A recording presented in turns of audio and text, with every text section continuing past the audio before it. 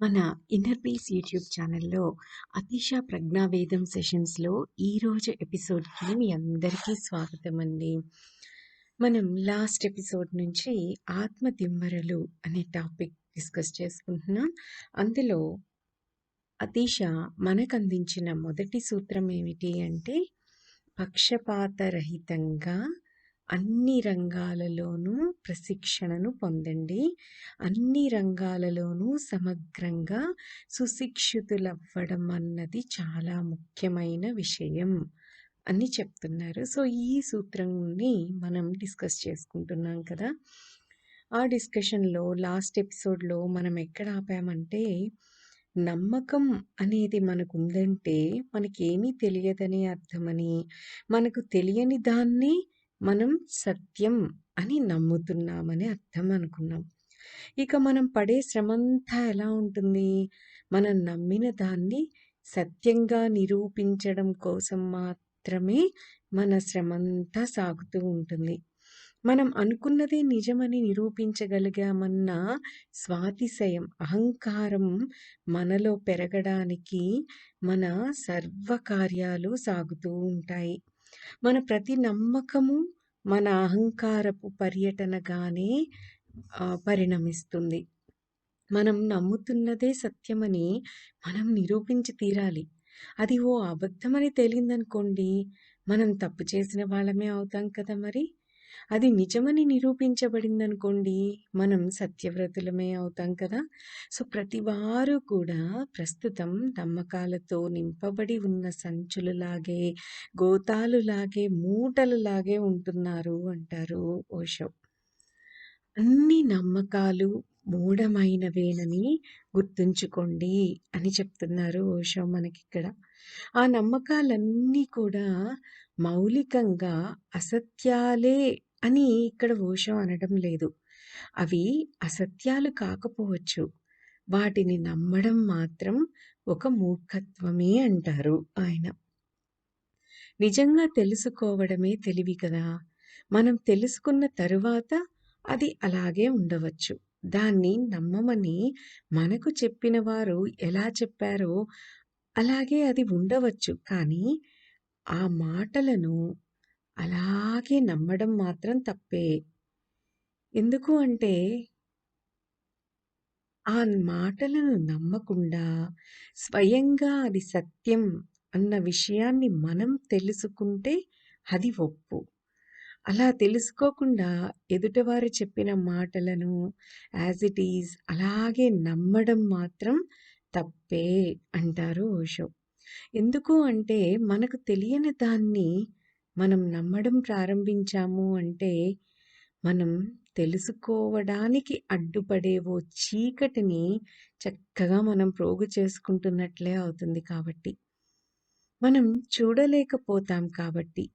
ముందే ఓ జ్ఞానంతో నింపబడుతున్న వారుగా మనం తయారవుతున్నాం కాబట్టి. అలాంటి జ్ఞానం ఉండని వారే చక్కగా సత్యాన్ని తెలుసుకోగలుగుతారు. అమాయకులే సత్యాన్ని సరిగ్గా తెలుసుకోగలుగుతారు. ఏ కళ్ళకు జ్ఞానమనే దుమ్ము తెరలు అడ్డం పడవో, ఆ కళ్ళే సత్యాన్ని చక్కగా దర్శించగలుగుతాయి. జ్ఞానమనే దుమ్ము అడ్డుపడని కళ్ళే సత్యాన్ని తెలుసుకోగలుగుతాయి. అతీష బోధిస్తున్న మొదటి విషయం నిష్పక్షపాతంగా ఉండండి అని. ఏ నిశ్చితాభిప్రాయాలను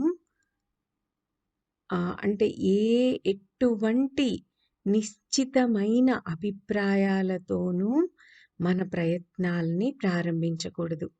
నమ్మకాలతో మన పయనాన్ని ప్రారంభించకూడదు.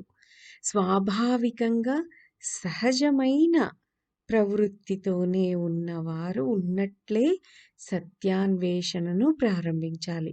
కానీ బుద్ధి బలంతో మాత్రం కాదు. సహజత్వం, బుద్ధి బలం ఈ 2 విభిన్నమైన పరిధులే కదా! కేవలం ఈ 2 సహజత్వం, బుద్ధి బలం అనేవి విభిన్నాలే కాదు. సంపూర్ణంగా వ్యతిరేకాలు కూడా కదా!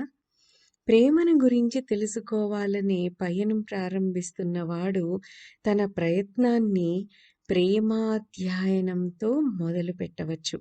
ఓ గ్రంథాలయంలోకి వెళ్ళి ఎన్‌సైక్లోపీడియా గ్రంథాన్ని తెరిచి, అధ్యయనం చేసి, ప్రేమ అంటే ఏమిటో తెలుసుకునే ప్రయత్నం చేయవచ్చు కదా!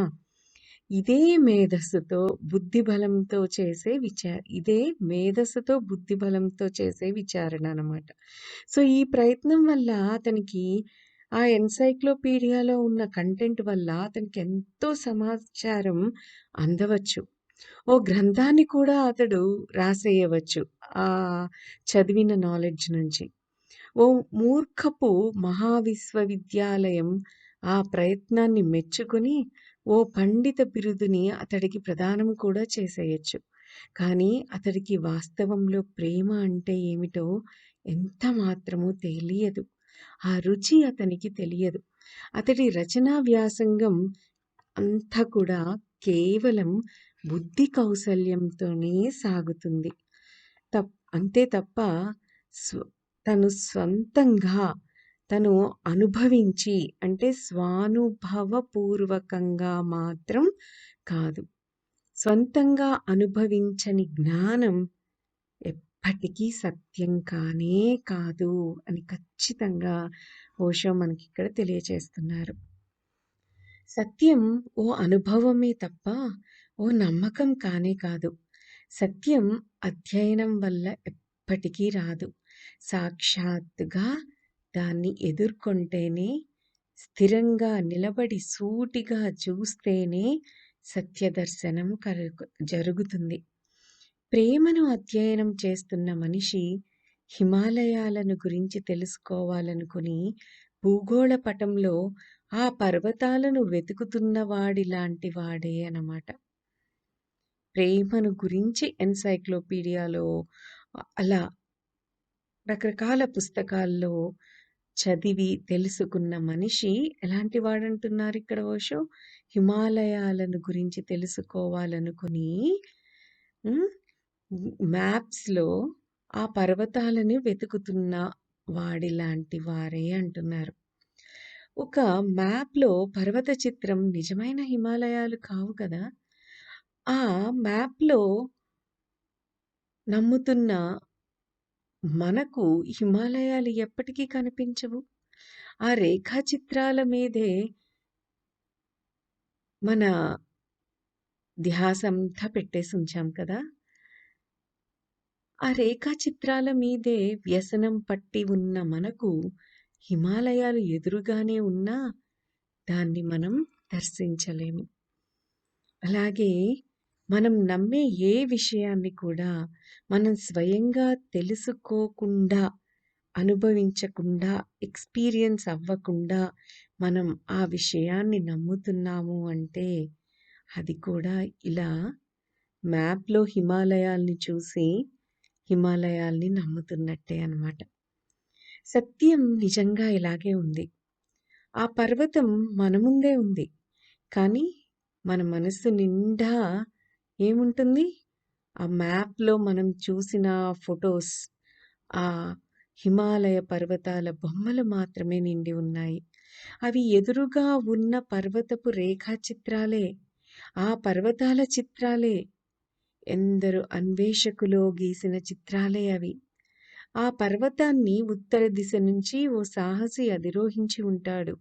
మరో సాహసికుడు ఈస్ట్ వైపు నుంచి ఆ పర్వతం మీదకి ఎక్కి ఉంటాడు.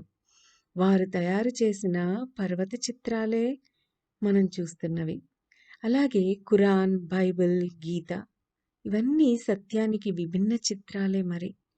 ఈ చిత్రాలతోనే నిండిపోయి ఉన్న మనం, ఆ బరువులోనే కుంగిపోతూ ఉన్న మనం ఒక్క అంగుళం కూడా అటు ఇటు కదలలేక స్థాణువులా నిలబడిపోయే ఉన్నాం. మన ఎదురుగానే ఉన్న పర్వతాన్ని దర్శించలేకపోతున్నాం. ఉదయభానుని కిరణాలతో శిఖరోపరితలాల మీద హేమంలా మెరుస్తున్నా మనం గమనించలేకపోతున్నాం. దాన్ని గమనించే కళ్ళు మనకి లేవు. పక్షపాత చూపు ఒక అంధత్వమే అని అంటారు ఓషో. నిశ్చితాభిప్రాయాలతో నిండి ఉన్న హృదయం మరణించినదే అవుతుంది అని కూడా అంటారు. అందుకే we should not have opinions. We should not keep opinions. People change, situations will change. So మనం ఎప్పుడో పెట్టుకున్న ఒక నిశ్చితమైన అభిప్రాయంతో, ఒక ఒపీనియన్‌తో, అదే ఒపీనియన్‌తో ఆ మనిషిని చూస్తూ ఉన్నామనుకోండి గత 10 ఏళ్లుగా, ఆ మనిషి అలాగే ఉండడు, మారి ఉంటాడు కదా! సో మనం ఆ మనిషి యొక్క సహజమైన, అద్భుతమైన లక్షణాలను మనం చూడలేము. ఎందువల్ల? ఒక నిశ్చితమైన అభిప్రాయాన్ని మనం ఆ మనిషి మీద పెట్టేసుకొని ఉండటం వల్ల.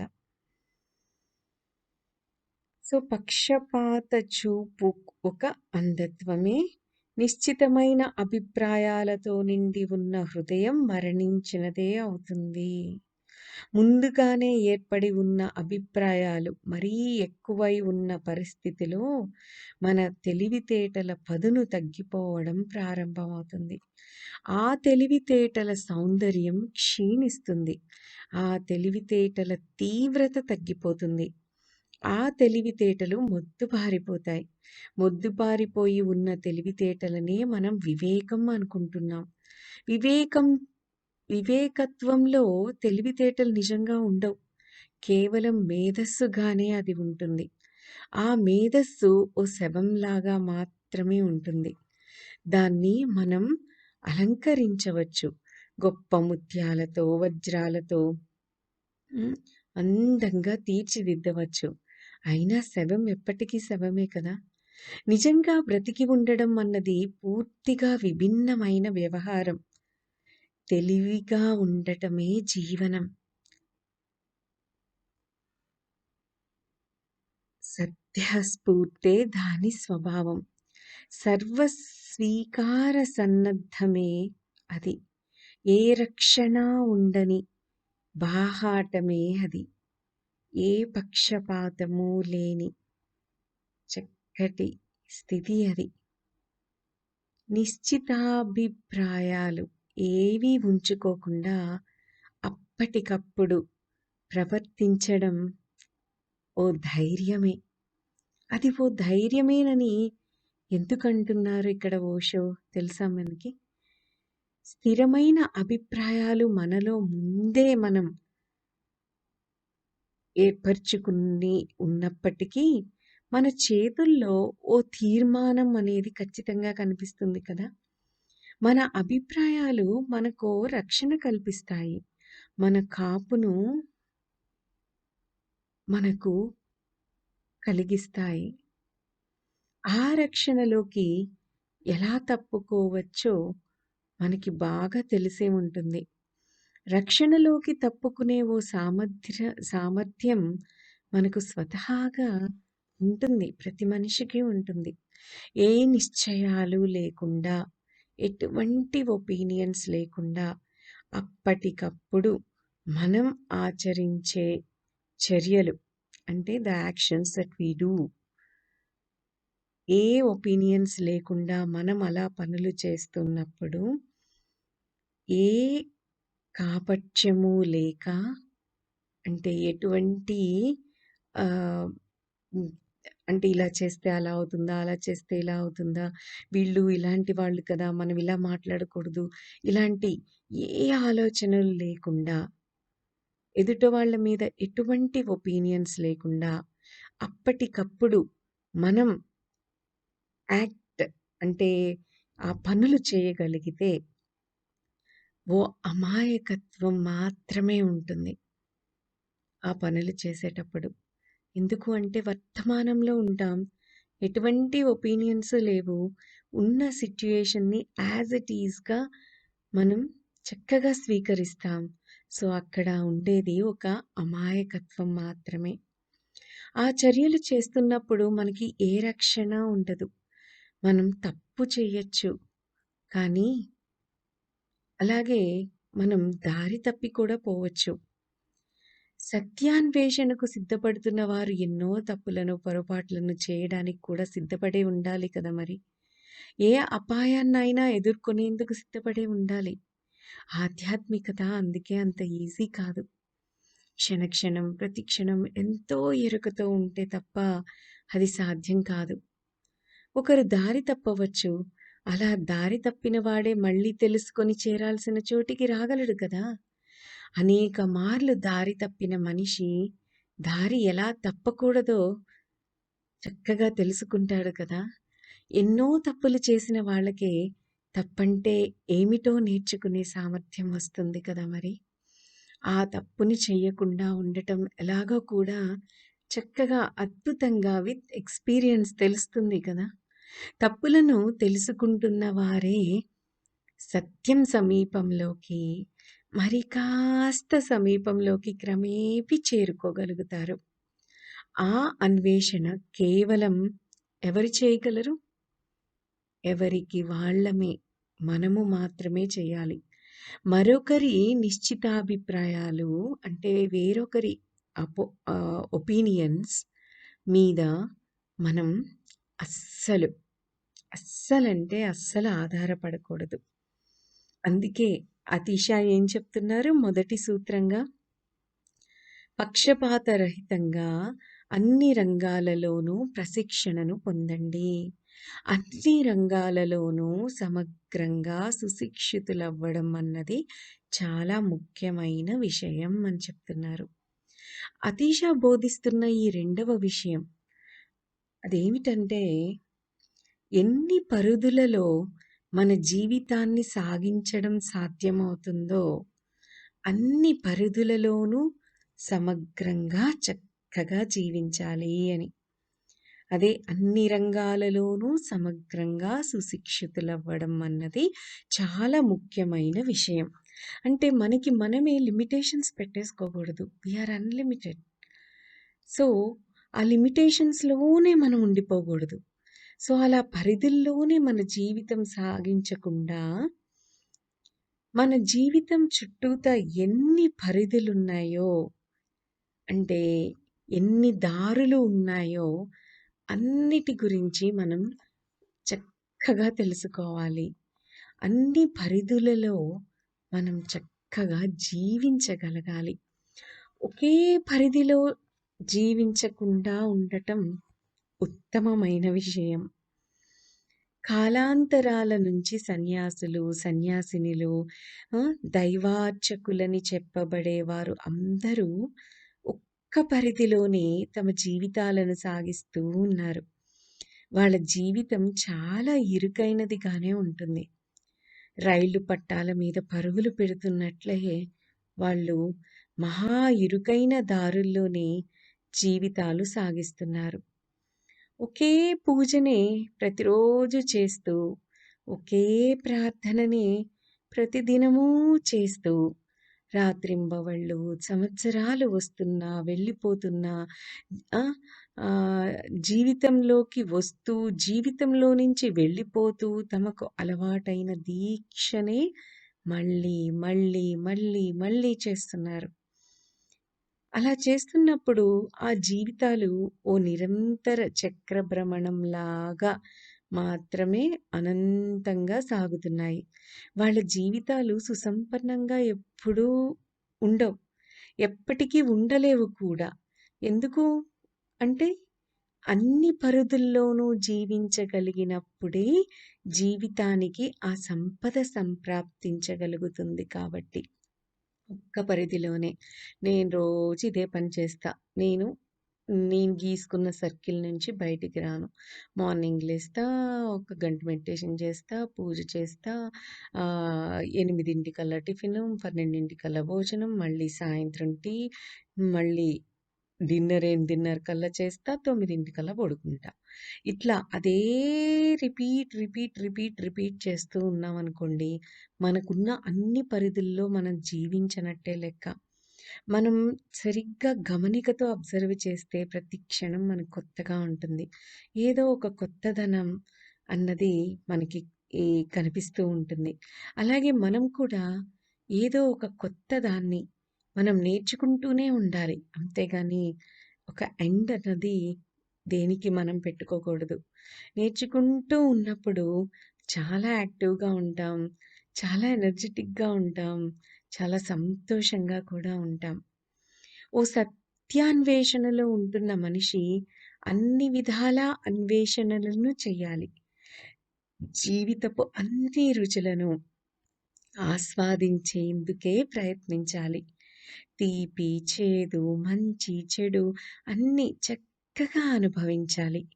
ఓ నిజమైన మతంతో ఉంటున్న మనిషి మహాపరిశోధనాత్మకంగానే ఉంటాడు. సంగీతంతో ప్రయోగాలు చేస్తాడు. నాట్యంతో పరిశోధనలు చేస్తాడు. కవిత్వంతో ప్రయోగాలు చేస్తాడు. ఆ! బొమ్మలు గీస్తాడు. శిల్పకళలలో, గృహ నిర్మాణ ప్రక్రియల్లో పరిశోధనలు చేస్తాడు. సర్వ ప్రయత్నాలను నిశిత శోధనాభిరుచితోనే చేస్తాడు. అందరూ అంటే అందిన ప్రతిదాన్ని పరీక్షించి చూస్తాడు. తెలుసుకోవాలనే కుతూహలం ఉన్న కుర్రాడిలా ఆ సత్యాన్వేషణలో ఉన్న మనిషి ఉంటాడు. అలా ఉంటేనే మరి మన అంతర్జీవితం ఎంతో సుసంపన్నంగా తయారవుతుంది. మరి ఇలా ఉండటాన్ని మనం ఎందుకు ప్రాక్టీస్ చేయకూడదు? వర్తమానంలో, ఈ క్షణంలో చక్కగా హాయిగా ఎందుకు జీవించకూడదు? హ్మ్. అసలు ఇప్పుడు వరకు మనకి ఒక విషయం మీద కానీ, ఒక మనిషి మీద కానీ ఎటువంటి ఒపీనియన్స్ అన్నా పెట్టుకొని ఉంటే వాటిని వెంటనే తీసేద్దాం. ఏదైనా నమ్మాలి అంటే మనం స్వయంగా ఎక్స్‌పీరియన్స్ చేయాల్సిందే. అలా ఎక్స్‌పీరియన్స్ చేసినప్పుడే మనం దాన్ని చక్కగా నమ్మడం స్టార్ట్ చేద్దాం. అలాగే మన జీవితంలోని అన్ని పరిధుల్లోనూ జీవించడాన్ని చక్కగా ప్రతి విషయాన్ని అది తీపైనా, చేదైనా, మంచైనా, చెడైనా అన్ని రుచులను చక్కగా ఆస్వాదించేందుకే ప్రయత్నిద్దాం. సరేనా మరి? ఈ సూత్రం యొక్క ఎక్స్‌ప్లనేషన్ ఇంకా ఉంది. అది మనం మన నెక్స్ట్ ఎపిసోడ్‌లో కంటిన్యూ చేద్దాం. దట్స్ ఆల్ ఫర్ టుడే అండి. Have a great day. Thank you. Thank you. Thank you.